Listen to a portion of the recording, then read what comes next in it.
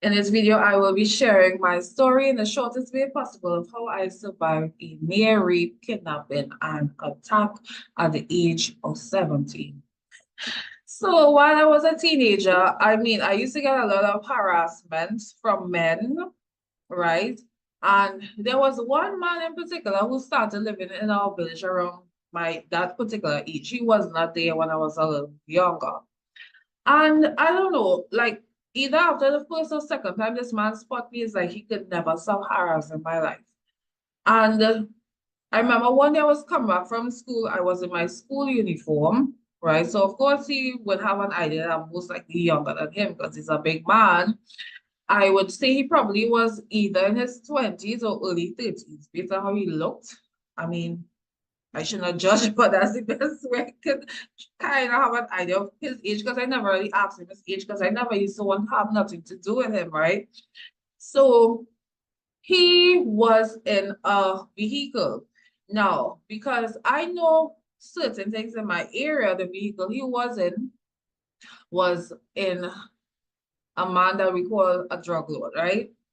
And he saw me walking home and called out to me. He doesn't know my name. I can't remember how he called out to me, but a girl, hello, however. And it's like I kept walking. Because I don't know you like that, right? I have seen you a few times, and then you this drug lord car. Like, what am I supposed to trust you or something? No. So I kept walking, and then he came out of the car. I started to talk hard. Hey, you stop here. Like, if you want to beat me or somebody, come up in my face and asking me for my number. I can't remember what I told him, honestly. But at that time, I had two numbers, right? I didn't want to give him my number, but he was being really aggressive. So I could tell any woman that's in a relationship with him, he's probably definitely an abuser because I don't even know this man. He don't know my name. I don't even know his name up to this day. And he is like being really aggressive to me on the streets. And I'm a teenager. I'm literally underage at that time. So um because I was a little bit scared based on how he was behaving, I decided to give him one of my phone numbers. But I gave him the phone number that wasn't working any longer. So when he called her number, of course he wasn't going to get through me. He would have probably gotten mad. I don't care, but yeah. Um, all I'm saying is that this man used to do the most just to either see me or have some kind of communication with me because all of a sudden, eventually, he started to sell things like corn and stuff. And he used to come in front of my gate. Well, at least I'm not the only person living there. And anytime I look through my window and I see him, I am not even going to respond. So other family members would respond sometimes. But anytime he came, plain selling stuff, I was not going out there at all. Now, after a while, he was MIA, missing in action from our village.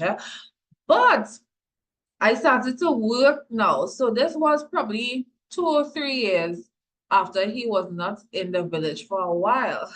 And one evening, I'm coming back from work. I started to work. My first job was around 18. So it's either when I was 18 or 19.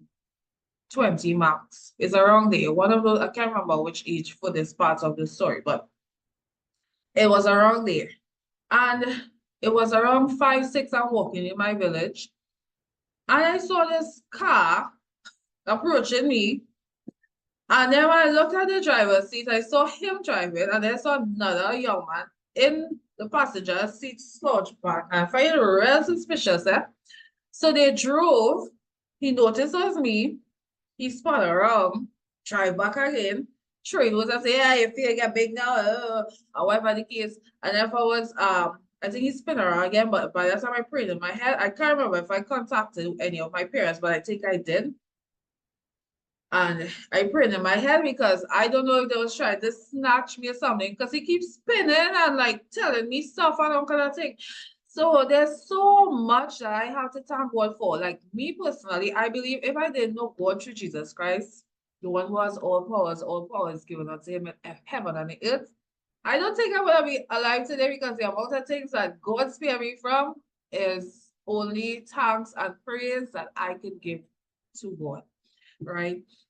Okay, so don't forget to like, share, and subscribe or follow for the next video in this series. The next video is actually going to be how living through disturbance, stress, criminal activities for almost 20 years. And you're going to be seeing a short clip of one of the giveaways that we have ongoing for November the 6th that you can participate in. Win big at the ES celebration, music, giveaways, and an unforgettable night. Register now for your chance to win one of these exciting prizes. One person will win TT $1,500 cell phone voucher. Another person will win a TT $500 grocery hamper. A third person will win a stylish 3-piece women's clothing set. One person will win a newborn baby hamper. And TT $200 cash for 3